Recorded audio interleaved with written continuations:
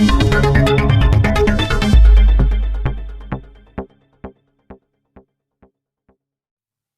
ने मेरी राम राम भाई। जय हो हमारी संस्कृति, जय हो हमारे गांव में सुविक्की हरियाणवी। और चुनावी दंगल के तहत फिर थरेसा में आए। हाँ, हमारे गले जो शख्सियत हैं वो किसी इंट्रोडक्शन की मोहताज नहीं। हमारे चैनल पर आपने लगातार देखने मिले हैं राजनीतिक विशेषज्ञ वीरेंद्र राठी जी।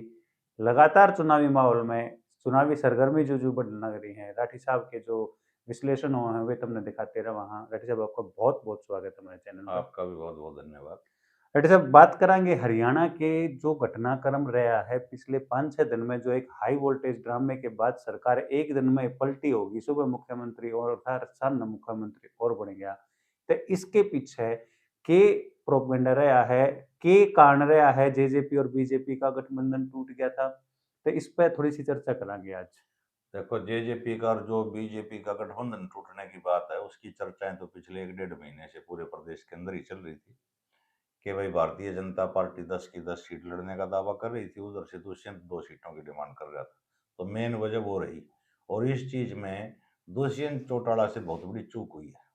वो चूक ये हुई है, उनको ये पता था कि ये तुम्हारे को कोई सीट देने के लिए तैयार नहीं है, लेकिन वो सीट इनसे मांगते रहे कि हमें 2 सीट दे दो, 1 सीट दे दो, मनचाही भिवानी महेंद्रगढ़ दे दो या हिसार दे दो।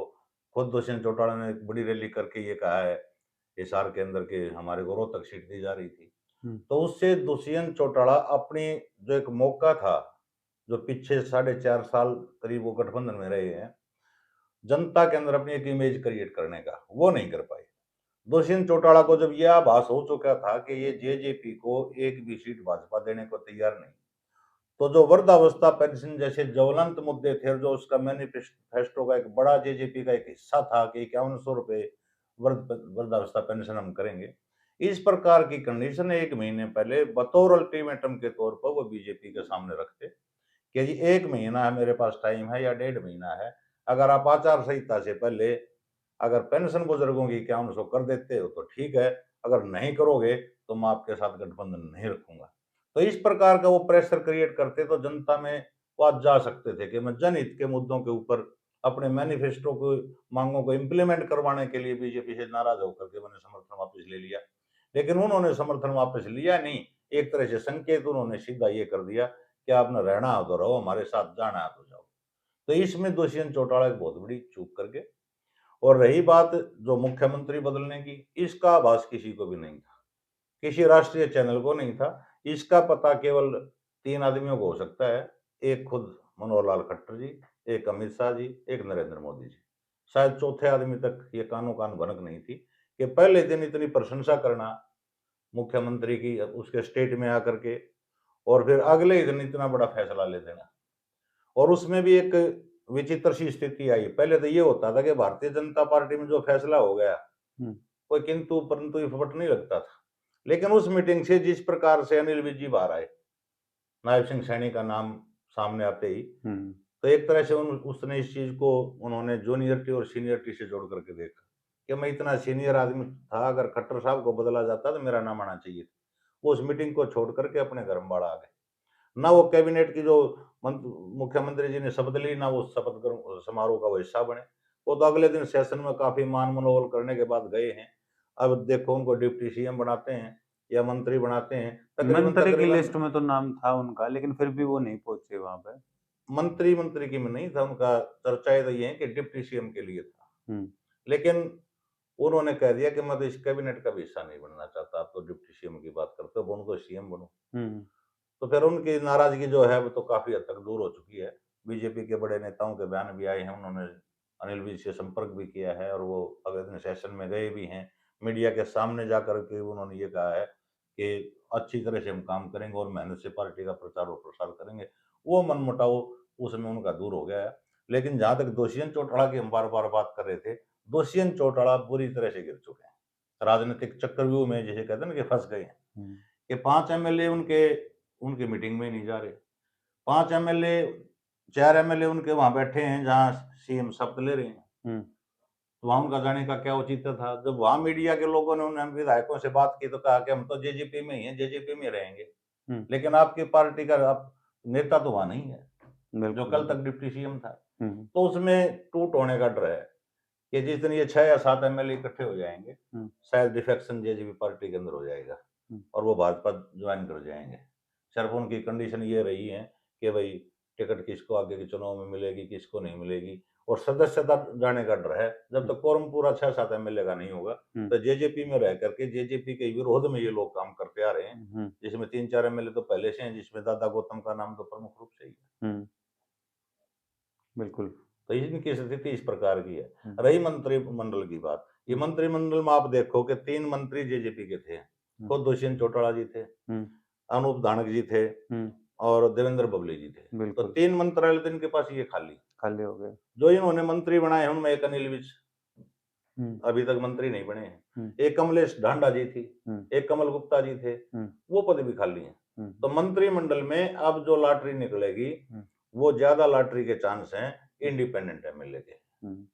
इंडिपेंडेंट में देख तो इन्होंने तो रणजीत सिंह को तो दिला दी शपथ, लेकिन हो सकता है कि 2 सोमवीर सांगवान का नाम हो या गोलन का नाम आए या किसी और का आए, 2 आदमी इंडिपेंडेंट जो विधायक हैं, बलराज कुंडू शायद मुझे नहीं लगता कि वो मंत्रिमंडल का हिस्सा बन पाएंगे, लेकिन क्या पता वो प्रयास में है कि ना है, लेकिन 2 इंडिपेंडेंट को नायब सिंह सैनी जी अपने कैबिनेट में शामिल कर सकते हैं और इसका विस्तार शायद 1-2 दिन के अंदर जल्दी हो जाए, क्योंकि वो मिल करके आए हैं पार्टी हाईकमान से, तो वहां से जो दिशा निर्देश उनको मिला होगा उसके आधार पर वो अपनी टीम को बढ़ाएंगे।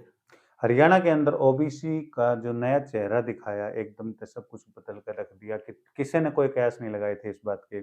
उस बात पे ओबीसी वोटर कितना खुश होया है और पंजाबी वोटर कितना नाराज होया है? देखो, ओबीसी वोटर तो उसी दिन खुश हो गया था जिस दिन ओम प्रकाश धनखड़ जी को प्रदेश अध्यक्ष से हटाया गया और नायब सिंह सैनी जी को प्रदेश अध्यक्ष बनाया गया। टोटली ओबीसी में उस दिन भारतीय जनता पार्टी के प्रति रुझान बढ़ गया था और अब कर दिया सीएम बनाने का काम, तो एक तरह से सोने पे सुहागे वाली बात है। लेकिन इस चीज से जो मनोहर लाल खट्टर जी को अचानक बदला गया कि पंजाबी समुदाय भी बहुत लंबे समय से ये लड़ाई लड़ रहा था कि हमारे भी मुख्यमंत्री हो, और वो मुख्यमंत्री बन भी गए थे, 9.5 साल तक करीब रहे भी हैं। लेकिन उनको अचानक हटा देना बगैर किसी इलीगेशन के, बगैर किसी डिमांड के, ना विधायकों की नाराजगी थी, ना कोई और ऐसी नाराजगी थी कि पार्टी हाईकमान नाराज हो या स्टेट का पार्टी नेतृत्व नाराज हो या एमएलए एमपी नाराज हो, ऐसी कोई बात निकल कर नहीं आई थी।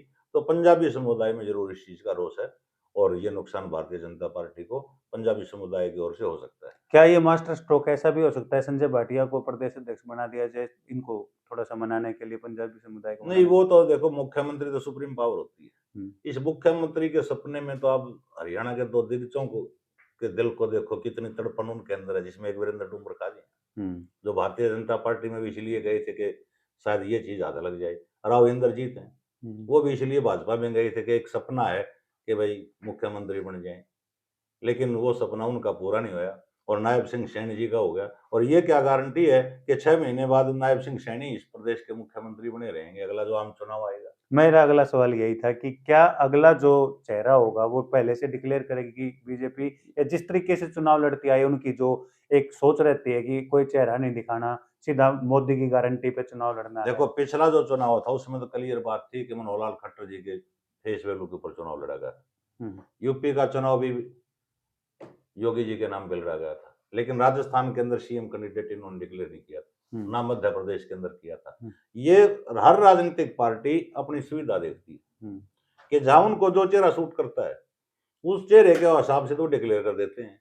जहां ये लगता है कि अभी ये स्थिति सूटेबल नहीं रहेगी कि कोई जाति वर्ग नाराज ना हो जाए पार्टी से, तो डिक्लेयर बाद में करते हैं, सारे वर्ग उससे खुश रहते हैं। लेकिन भारतीय जनता पार्टी कब किस आदमी को मुख्यमंत्री बना दे, कब हटा दे, ये कहा नहीं जा सकता। और नायब सिंह सैनी हो सकते हैं कि ये भी और डेपुटेशन के 6 महीने के लिए सीएम हो, 6 महीने की ट्रेनिंग की खातिर लिए। तो इस घटनाक्रम के बाद जो सबसे ज्यादा प्रयास कर रही है पिछले 10 साल तबाड़ देखने लग रही है कांग्रेस, उसका क्या हाल रहेगा? के कुछ समीकरण बदलेंगे कांग्रेस की जो रणनीति है उसमें? कांग्रेस का तो टोटली जो स्टेट का जो चुनाव होना है, आज तो लोकसभा का चुनाव है, इस लोकसभा चुनाव के परिणामों के ऊपर कांग्रेस की और भारतीय जनता पार्टी की भविष्य की राजनीति की बुनियाद टिकी हुई है। कुल मिलाकर नो विकास कहा कि रोहतक के चुनाव में यदि दीपेंद्र हुड्डा जीतते हैं तो उनकी जो है बढ़त बनेगी यहाँ पे जो स्टेट के चुनाव होंगे। अगर दीपेंद्र हुड्डा हार जाते हैं तो कांग्रेस और भी कम सीटा पाकर रुकेगी। मैं बात दीपेंद्र की विशेष रूप से नहीं कहूंगा, ये तो रोहतक की सीट पर हम चर्चा कर रहे हैं, तो राजनीति करेंगे तो रोहतक का जिक्र आ गया तो करेंगे। ओवरऑल के समीकरण ये आ रहे हैं, 10 की 10 सीट पे लड़ेगी भाजपा, 9 सीट पे लड़ेगी कांग्रेस, 1 सीट इन्होंने गठबंधन में कुरुक्षेत्र की आम आदमी पार्टी को दे दी। अगर समीकरण ऐसे निकल गए 2 या 3 सीट कांग्रेस या आम आदमी पार्टी जो मिलकर चुनाव लड़ रहे हैं उन्होंने पार्लियामेंट में निकाल ली, तो पूर्ण रूप से प्रदेश की राजनीति की तस्वीर साफ हो गई कि आने वाले विधानसभा चुनाव में कांग्रेस पार्टी सत्ता में आएगी, भारी बहुमत के साथ आएगी। अगर दीपेंद्र हुड्डा 1 सीट निकालते हैं, रोहतक की सीट, बाकी 9 सीट जहां भाजपा अपने आप को मजबूत मान के चली हुई और हम भी मान करके चले हुए हैं कि 9 सीटों के ऊपर भारतीय जनता पार्टी काफी मजबूत हालत में है, लेकिन उसकी मजबूती का सही आकलन तब होगा जब कांग्रेस की लिस्ट जारी हो जाएगी। अभी तक कांग्रेस की तरफ से अधिकृत रूप से तो एक भी प्रत्याशी हरियाणा के अंदर घोषित नहीं हुआ है। अब चर्चा ये है कि अशोक तंवर जी को जैसे सिरसा की टिकट मिलेगी, डिक्लेयर होगी, बहुत से सर्वे जो अपने यूट्यूबर हैं, सोशल मीडिया के लोग हैं, वो ये दे रहे हैं कि अगर शैलजा वहां से आ जाती हैं तो वो चुनाव भी सिरसा का भी फंस सकता है। इसी प्रकार से जैसे धर्मवीर सिंह को लगातार तीसरी बार मेंबर पार्लियामेंट की टिकट भारतीय जनता पार्टी ने दी, तो शाम हल्के के छंडवा गांव में वो थे, उनकी वीडियो कई चैनल पे आज वायरल हो रखी है, वहां उनको बोलने नहीं दिया गया, उनसे लोगों ने कह दिया कि आप 5 साल तक दिखाई नहीं दे गए, आज गांव में कैसे आ गए। वो वीडियो वगैरह बनाने लग गए, उन्होंने कहा कि भाई वीडियो को डिलीट कर दो, बोले जी वीडियो को डिलीट कर देंगे। लेकिन ऐसा विरोध धर्मवीर सिंह जी का पिछले चुनाव में भी 1-2 गांव के अंदर हुआ था, और जब अंत में जब वोटों की गिनती हुई, मतगणना हुई, तो वो एमपी बन के भी आए और उस गांव से भी जीत करके आए। तो अभी तो दूसरी पार्टियों के कैंडिडेट भिवानी से जैसे भूपेंद्र हुड्डा जी ज्यादा जोर लगा रखा है रावधान सिंह के ऊपर, लेकिन किरण चौधरी और एसआर के गुट ने जोर लगा रखा है सरुति चौधरी के ऊपर। तो अब ये देखना एक 2-3 दिन की बात है केवल कि कांग्रेस के कैंडिडेट कौन कौन होंगे, तब हम उस नतीजे पे जा सकते हैं कि कांग्रेस कितनी सीट ले सकती है। लेकिन रोहतक का चुनाव तो पिछली बार भी हॉट सीट थी और रोहतक इस चुनाव में भी हॉट सीट रहेगी, और भारतीय जनता पार्टी का लगातार मंथन जारी है कि यहाँ से किसी जाट चेहरे को लड़ाएं या नॉन जाट को लड़ाएं या पुराने प्रत्याशी के ऊपर ही दाव खेलने या नया निकाल करके लाएं। तो यहाँ का तो बड़ा अब की बार भारतीय जनता पार्टी भी उलझन की स्थिति में है कि वो भी चाहते हैं कि जो चुनाव में पिछले चुनाव में जो सीट हम जीत गए थे कि वो सीट हम खोए ना, सेफ जोन में तो वो भी रहना चाहते हैं। लेकिन भारतीय जनता पार्टी का यहाँ प्रत्याशी आने के बाद पूर्ण रूप से यहाँ की तस्वीर साफ होगी। अभी तो मैदान में अकेले दीपेंद्र हुड्डा जी। बिल्कुल बिल्कुल। राठी साहब, जिस तरीके से भारतीय जनता पार्टी की पहली लिस्ट जारी हुई, हरियाणा के 6 नाम आए हैं, उनमें 2 जो हैं वो जाट चेहरे हैं, एक ब्राह्मण चेहरा, एक गुज्जर और एक एससी समाज से लिया गया है, और एक ओबीसी थे जो राव इंद्रजीत की सीट पक्की मानी जाएगा, हर बार उन्हें मिलने टिकट। तो आपको क्या लगा है कि हर समाज को खुश करने के लिए, या फिर 4 जो रह गए उनके ऊपर अभी डिक्लेयर नहीं किया, उसमें सबसे ज्यादा हॉट जैसा कि आपने बताया कि अभी रोहतक है, रोहतक बक्की उसका है, एक बार इसका थोड़ा सा देखो, यहाँ जिस प्रकार से हरियाणा की राजनीति का जो घटनाक्रम हुआ, जिस हिसाब से टिकटें काटी गई, जो देश के उपराष्ट्रपति हैं उनकी रिश्तेदारी में सांसद पड़ते थे, सिटिंग सांसद थे राजस्थान से, उनकी टिकट कट गई। पैरवी करने वाले तो उनके बहुत ऊंचे पद पे थे, तो इसका मतलब बीजेपी हाईकमान ने ये नहीं सुनी, अप्रोच नहीं मानी। हरियाणा में अचानक सीएम का बदलना, तो आज ये हम कयास लगा दे कि डेफिनेट रूप से फला आदमी की टिकट कन्फर्म है, हम नहीं कह सकते, क्योंकि रोहतक में एक बार नाम चला, वो एक्टर है लड़का हुड्डा रणवीर हुड्डा, रणदीप हुड्डा के वो भी आ सकते हैं, लेकिन ठंडे बस्ते में मामला चला गया। अब 2 दिन से एक नाम और उछड़ा हुआ है कि नवीन जैन ने अभी तक बीजेपी की सदस्यता नहीं ली है, ना बीजेपी ज्वाइन की है। एक मुलाकात मनोहर लाल खट्टर जी से उनकी जरूर हुई थी पिछले समय में, निकट समय में ही। सोनीपत की जहां तक हम बात करें तो कोई कहता है कि वहां योगेश्वर दत्त की फाइनल कर दी, लेकिन रमेश कौशिक जी उसका विरोध कर रहे हैं। लेकिन अरविंद शर्मा को भारतीय जनता पार्टी ड्रॉप करना नहीं चाहती, कहीं कहीं से लड़ाना चाहती है। इसके लिए 3 ऑप्शन थे, ये 3 जगह से सांसद रहे हैं, करनाल से ये रहे 2 बार, सोनीपत से रहे इंडिपेंडेंट, अब वर्तमान में रोहतक से सांसद हैं।